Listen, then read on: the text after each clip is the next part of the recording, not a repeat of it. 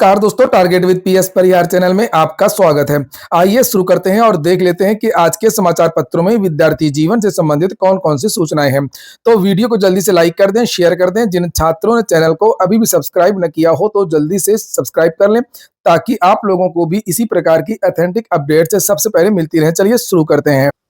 सबसे पहले बात होगी पुलिस कांस्टेबल भर्ती की। ये विद्यार्थियों ने भर्ती बोर्ड को पत्र लिखा है, जिसे आप लोग यहाँ पर देख सकते हैं। और विद्यार्थी मांग कर रहे हैं कि 60,244 पदों पर जो पुलिस कांस्टेबल भर्ती का रिजल्ट आया है, उसकी द्वितीय सूची जारी की जाए, क्योंकि ये अंतिम रिजल्ट नहीं है।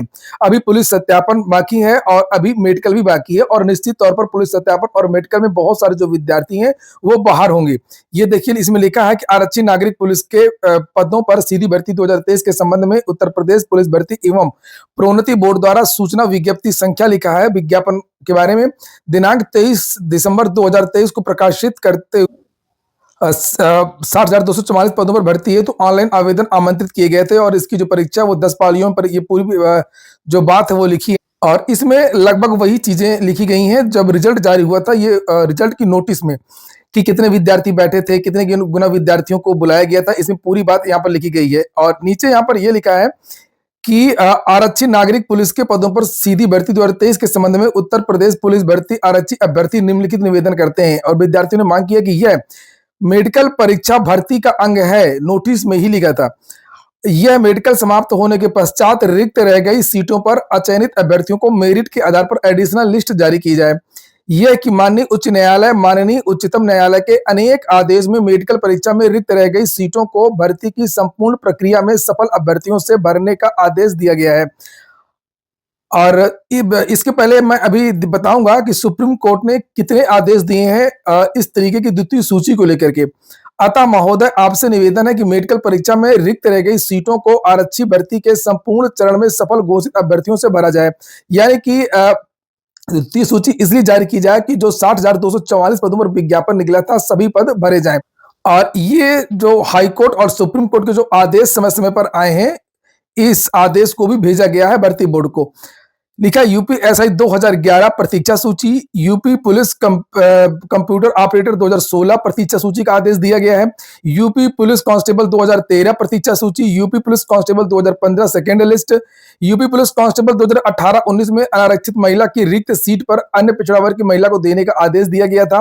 अधीनस्थ सेवा चयन आयोग द्वारा ग्राम विकास अधिकारी परीक्षा 2016 में अतिरिक्त सूची जारी करने का आदेश दिया गया था। उत्तर प्रदेश लोक सेवा आयोग द्वारा आयोजित सहायक अभियोजन अधिकारी पीसीएसजे की कई परीक्षाओं में प्रतीक्षा सूची का आदेश दिया गया है। और माध्यमिक शिक्षा सेवा चयन बोर्ड और उच्चतर शिक्षा सेवा चयन बोर्ड द्वारा आयोजित कई परीक्षाओं में माननीय न्यायालय द्वारा प्रतीक्षा सूची का आदेश दिया गया है।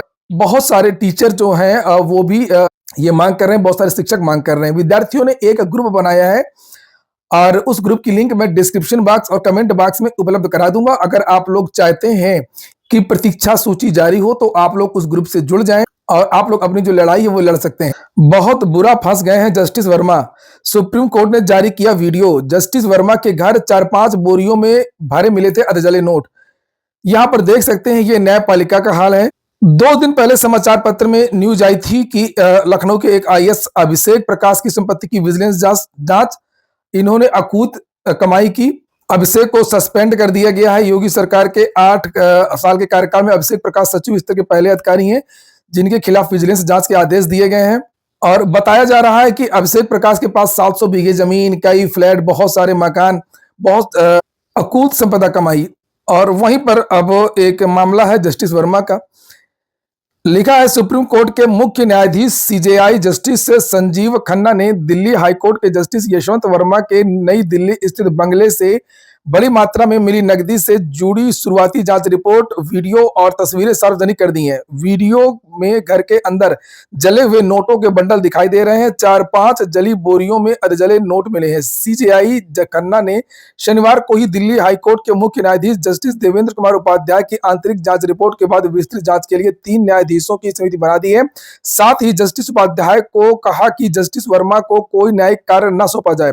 3 सदस्यीय समिति में पंजाब और हरियाणा हाईकोर्ट के मुख्य न्यायाधीश जस्टिस शील नागू, हिमाचल प्रदेश हाईकोर्ट के मुख्य न्यायाधीश जस्टिस जीएस संधावालिया और कर्नाटक हाईकोर्ट की न्यायाधीश जस्टिस अनु शिवरामन शामिल हैं।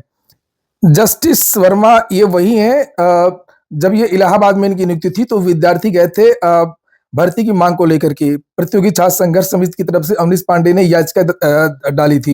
शायद ईओ के पद रिक्त थे, उन पदों को भरने के लिए थी याचिका और उसमें इन्होंने छात्रों के ऊपर 20,000 रुपए का जुर्माना लगा दिया था। और ये वही यशवंत वर्मा हैं जिन्होंने दिल्ली में जब एक बेसमेंट में आग लग गई थी, ये पानी भर गया था, कुछ मैटर हो गया था, तो एकदम से फरमान जारी कर दिया था सभी कोचिंग को बंद करने को लेकर के। इस बीच में चर्चाएं भी शुरू हो गई हैं कि न्यायपालिका में सुधार की जरूरत, नियुक्ति प्रक्रिया पारदर्शी नहीं।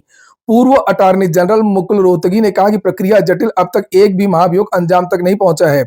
महाभियोग की जो प्रक्रिया है वो आसान होनी चाहिए और इतना कठिन नहीं होना चाहिए। इसके पहले भी जो वर्मा है ये काफी विवादित जज है और लिखा चीनी मिल धोखाधड़ी में सीबीआई की एफआईआर में था जस्टिस वर्मा का नाम।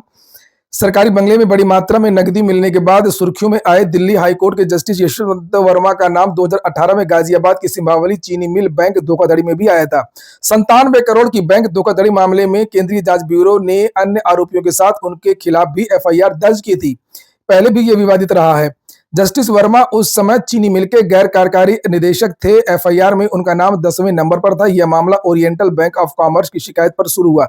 नए नए मामले अब निकल करके आ रहे हैं। इसको लेकर के लिखा है पूर्व सीएम अमरिंदर का दामाद भी था उसमें आरोपी। हालांकि सुप्रीम कोर्ट ने बाद में दखल दिया, हाईकोर्ट का आदेश पलट गया और सीबीआई जांच जो बंद हो गई थी। मामला स्टाफ का था। अगली जो सूचना है वो है भर्तियों की यूपी की। 7 लाख युवाओं को सरकारी नौकरियां, ई अध्याचन पोर्टल से बड़ी पारदर्शिता।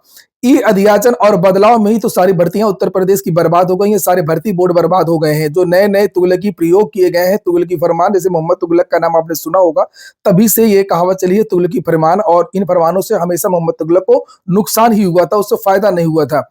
और यही जो नवाचार किए गए उत्तर प्रदेश की सरकार के द्वारा, उससे सारी भर्तियां चौपट हो गई हैं। जैसे शिक्षा सेवा चयन बोर्ड को भंग किया गया और उच्चतर शिक्षा सेवा चयन आयोग और बेसिक की भर्तियों के लिए और माध्यमिक शिक्षा सेवा चयन बोर्ड की भर्तियों के लिए एक नया आयोग बनाया गया। और आलम यह रहा कि पिछले 3-4 सालों से कोई भर्ती का विज्ञापन जारी नहीं हुआ, कोई परीक्षा नहीं हो पाई, सारी भर्तियां रुकी हुई हैं। और यहाँ पर उल्टा लिखा हुआ 7 लाख युवाओं को सरकारी नौकरी, ई अध्याचन पोर्टल से बड़ी पारदर्शिता। आप इस बीच की बात करिए ना, इधर 3-4 साल में आपने क्या किया? कुछ नहीं किया, ना प्राइमरी की भर्ती, ना माध्यमिक की भर्ती, ना उच्चतर की भर्ती। लिखा योगी सरकार के 8 साल 8 साल 8 साल 8 साल 8 साल, कितनी बार 8 साल कहेंगे? अभी बताइए ना 3-4 साल में क्या किया? कि लिखा 7 लाख युवाओं को सरकारी नौकरियां मिली हैं। उत्तर प्रदेश लोक सेवा आयोग के माध्यम से 48.5 हजार, उत्तर प्रदेश अधीनस्थ सेवा चयन आयोग के जरिए 46,000 का भर्तियों को विभिन्न सरकारी विभागों में नौकरियां, पुरानी भर्तियों की बात हो रही है। अकेले इन दोनों आयोगों के जरिए विभिन्न विभागों में 95,000 पदों पर चयन हुआ है। पारदर्शी भर्ती प्रक्रिया के साथ त्वरित गति से नियुक्तियां देने के लिए मुख्यमंत्री योगी आदित्यनाथ के निर्देश पर ई अध्याचन पोर्टल बनाया गया है। यही ई अध्याचन है जिसकी वजह से यहाँ पर अध्याचन नहीं आ रहा शिक्षा सेवा चयन आयोग में, इसी ई अध्याचन की वजह से। और यही ई अध्याचन है जिसकी वजह से लोक सेवा आयोग में एलटी ग्रेड का विज्ञापन जारी नहीं हुआ है अभी तक। लिखा खाली पदों का ब्यौरा लिया गया है और समय सारणी निर्धारित कर पहले सीधे सीधे अध्याचन भेज दिया करते थे कि जो भर्ती बोर्ड हुआ करता था, और अब ई अध्याचन से आएगा। ई अध्याचन के लिए जब विभाग भेजता है शासन को, तो शासन उसको देखता है, उसके बाद में फिर अध्याचन आता है। तो शासन कुछ करता नहीं, मामला और पेचीदा हो गया ई अध्याचन की वजह से। ई अध्याचन से फायदा कुछ नहीं है और नुकसान ज्यादा है। नीचे लिखा है कि सरकारी विभागों में भर्तियां की गई हैं। 8 साल के कार्यकाल में कोविड-19 जैसी महामारी के बावजूद भी भर्तियों की रफ्तार में कोई कमी नहीं आई है। 1 अप्रैल 2017 से लेकर के 20 मार्च 2025 तक 48,000 यूपीपीएससी के माध्यम से किया गया।